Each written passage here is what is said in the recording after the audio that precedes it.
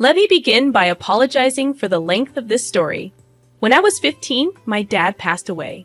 He and my mom weren't particularly close at that time, so while his death hit me hard, my mom didn't seem as affected as one might expect. I decided to join the military at the age of 17, spending my first year away from home. During my absence, my mom remarried, but I didn't really connect with my stepdad. We had different personalities, and he often made snide remarks, telling me to toughen up whenever I was upset about something. Although both of us were at fault for our disagreements, they never escalated too far. After serving for nearly 5 years, I was medically discharged. My mom and stepdad welcomed me back home, assuring me it was a happy reunion. I intended it to be brief, just until I found a job and got back on my feet. I even offered to pay rent, but they declined. However, just 3 days after returning home, my stepdad approached me about contributing to the rent. I was puzzled, but since it was his house, we agreed on an arrangement. Strangely, he never mentioned this to my mom, so I assumed he preferred to keep it between us. I never asked for assistance from them, not out of spite, but because I wanted to be independent. In contrast, my stepdad, who was only slightly older than me, had received substantial financial support from my mom and her husband. They paid for his education, his car, and his living expenses throughout college and beyond. It felt disheartening that he received all this help, while I was immediately asked to pay rent. Despite our age difference, we got along fairly well. The only issue was this disparity in support. After 3 months, I moved out and soon after met a girl I was crazy about. We started dating, and I was ecstatic throughout the relationship. However, I was apprehensive about introducing her to my mom, fearing her judgment. Surprisingly, my worries were unfounded. My mom and my girlfriend got along remarkably well. My girlfriend didn't have much of a family, and my mom and stepdad became like family to her. They bonded so well that they would hang out together, sometimes just the two of them. I was thrilled to see this connection, and my stepdad even liked her, which brought us closer together. A bond I hadn't known I wanted until then. My stepdad had overcome significant challenges in his life. His father had abandoned their family, and he managed to put himself through school, securing a high-paying job on his own. I admired his self-reliance immensely. After a year of dating, I knew I wanted to marry this girl. When I shared my feelings with my mom and stepdad, they seemed genuinely happy. She had already become an integral part of our family, practically one of us. My mom then handed me her engagement ring, a precious heirloom from my dad, which she had kept. The job I had didn't pay much, so I thought, even if it wasn't the ultimate ring, it should always have a special place. I considered it a great placeholder. When I proposed to my girlfriend with the ring, she told me it wasn't just a placeholder. She absolutely loved it. I had never been happier in my life. We started planning our wedding, and to my surprise, my mom and stepdad offered to help with the finances. It was the first time they had offered me financial assistance, and it felt surreal.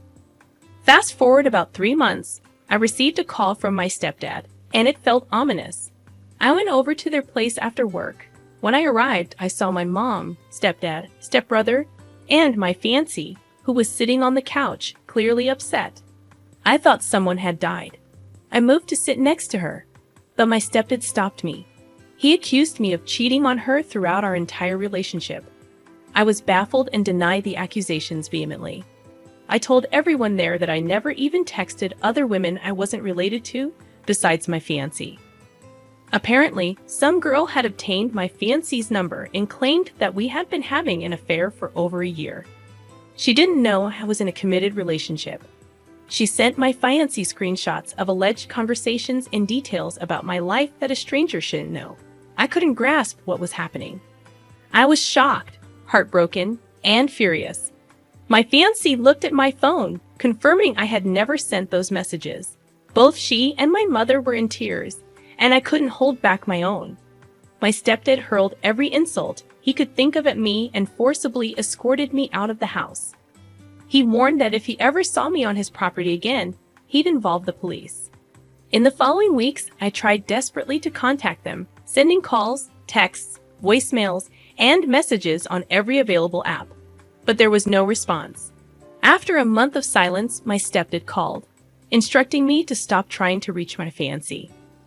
He made it clear that I was no longer welcome in their home or around their family. I attempted to call my mother during that time, but she didn't answer either.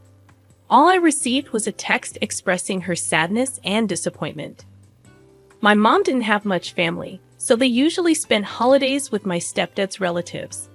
They all ostracized me, sharing Christmas photos on Facebook where my ex-fiancé appeared happy and content, which devastated me. The only family member who stood by me was my dad's brother and his family. Even they seemed hesitant around me. The only person who truly believed my innocence was my uncle. I genuinely believe I wouldn't have made it without him.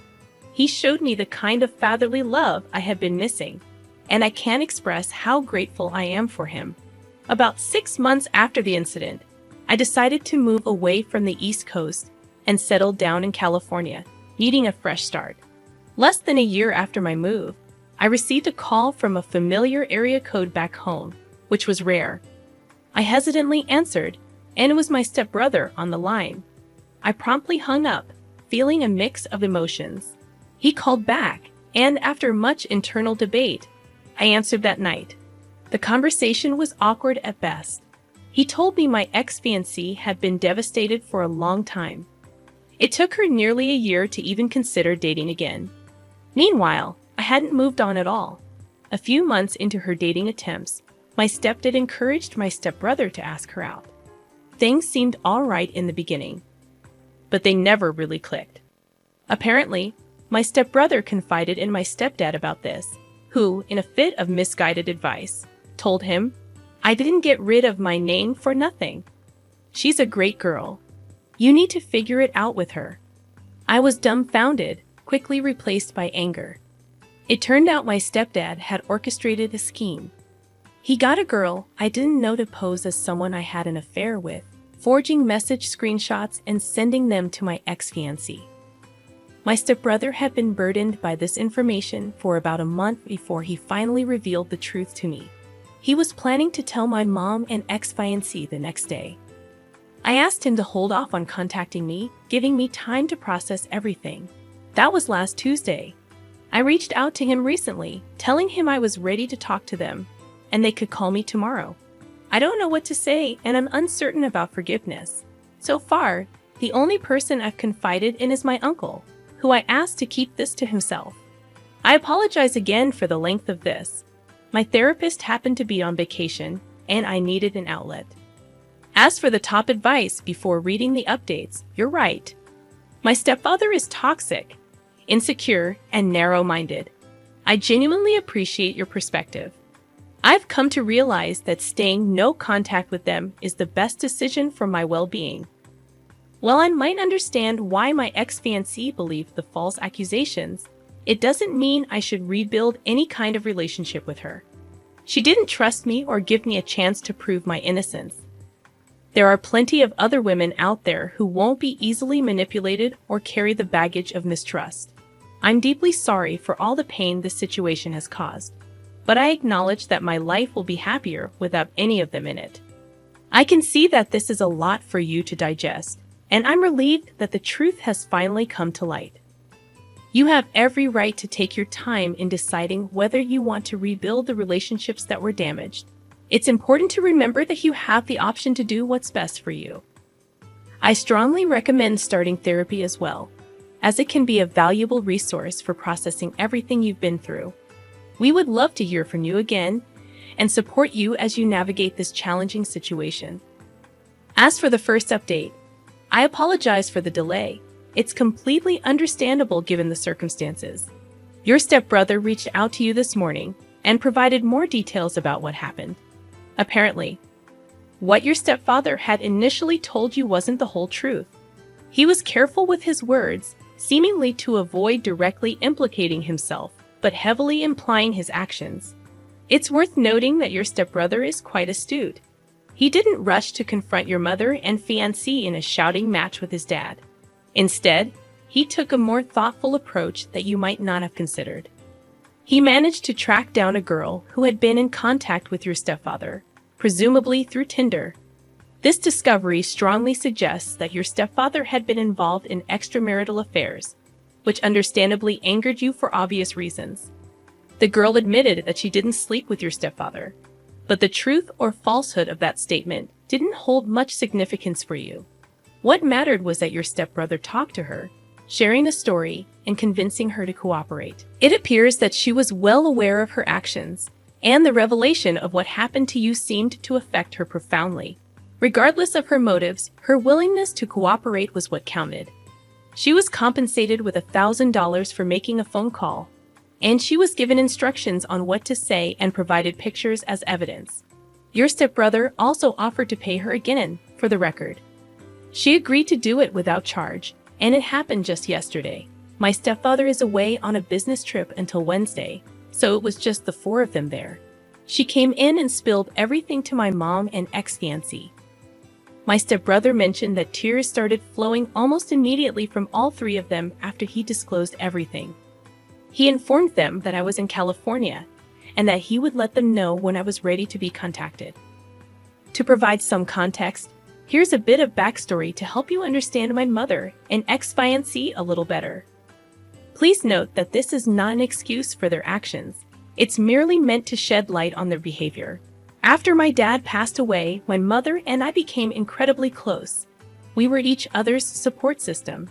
However, when I turned 16, I started drinking to cope with my emotions. One New Year's Eve, I ended up out with my friends, leaving my mom alone at home. She texted me, expressing her sadness about being by herself. And from that moment, things were never quite the same between us. My mother has always been the type of person who needs someone around. She struggles to handle being alone. When her love for my dad started to fade, I felt the void. Later, when I grew up and moved out, my stepfather filled that void. As for my ex-fiancée, she never had much of a family and had serious trust issues due to her past relationships. Despite her difficult past, she never spoke ill of her ex-boyfriends, except for one who was physically abusive, a clear exception. Despite my own shyness, I've been told I'm cute, particularly by younger girls, although I never liked that label as it didn't feel very masculine. Eventually, I learned to appreciate my features and how easily I blushed. My fiancé, who is nearly 3 years older than me, preferred older girls. I never paid much attention to younger girls who showed interest in me, yet they continued to approach me. This attention bothered my fiancé. She would often question why I wasn't interested in these younger girls or why I didn't leave her for someone younger and more attractive. I always found her incredibly attractive, much more so than I ever saw myself, and I constantly reassured her of that. I made it clear that no other girl held any appeal for me. I hope this insight provides some context for why I think they did what they did and believed what they believed. However, this is not an excuse for their actions, and personally, I am not that understanding. At the end of the call with my brother, he mentioned that both my mom and my ex-fiancée wanted to call me today. I agreed, so I waited patiently. Around 3 p.m., I started to feel a bit puzzled. I began to wonder if my brother had made everything up just to mess with me. This thought genuinely worried me. Then, I received a text from him, asking if I was alright. I replied yes and inquired if they were actually planning on calling. He informed me they had been trying for the past few hours. I had blocked both of them when I moved out west, but somehow, I had forgotten to block him. I felt grateful that I hadn't, though. I blocked their calls, and about 10 minutes later, I received a call from my mom. The first thing she said was that I sounded different. I almost hung up right then. It took all I had to just respond with a quiet yeah. She immediately broke down, and I thought I'd feel something more, but the pain of it all just overwhelmed me. She asked if I had received her texts, and I said no. I guess she had been trying to text me over the last year, but I had her number blocked. If she truly wanted to reach me, she could have found a way. It might sound harsh, but I know it's true. I told her I would be willing to rebuild some semblance of a relationship with time, and she seemed content with that. She also informed me that she was removing all her belongings from the house before my stepfather returned, and that she would be filing for divorce immediately. I believed her. She might be a poor excuse for a mother in my eyes, but she's never been someone to take half measures. I really wish I could be there to witness that man's face when he comes back to an empty home. Next, my ex-fiancée got on the phone and offered tearful apologies, much like my mom did. I felt something more talking to her. I tried to get her to remember how many times I assured her I would never betray her and how much I loved her. She was beside herself, and honestly, I'm glad we talked. We had about half an hour of conversation, and I even allowed myself to entertain the thought, despite telling myself for over a year that it would never happen, that there could still be something between us. She mentioned she still had the engagement ring, which upset me deeply. I told her to give it to my mom because it no longer belonged to either of us. I could tell this crushed her, and I'll admit, selfishly, I wanted it to. She asked if she could call or text me. I said it's fine, but not to expect a prompt response either way. I essentially gave her the same ultimatum as my mom. I told her that the chances of us having a future relationship were very slim, which was saddening. She understood this as well. I spoke to my brother last, expressing my gratitude for everything he had done. He was helping my mom retrieve her belongings from my stepfather's house, and he apologized for all that had transpired. He informed me that he was going to disclose the entire situation to the rest of the family, with whom I have no connection and don't anticipate communicating with, except for my stepdad's mother, who happens to be the oldest person in either of our families. She had wished me a happy birthday and Merry Christmas over the last year. Perhaps she doesn't care due to her age, or maybe she felt remorse, but I intend to speak with her. I apologize for all the rambling. I'll be flying home for my uncle's 60th birthday in the first week of March. It will be my first time back since I moved out here, and I definitely plan on seeing my brother. While I'm not opposed to seeing my mom and ex-fiancée, I've made it clear to them that I have a lot of healing to do, as do they. If anything further develops, I will provide another update, perhaps after my trip home. For now, this is the last of what I have to share.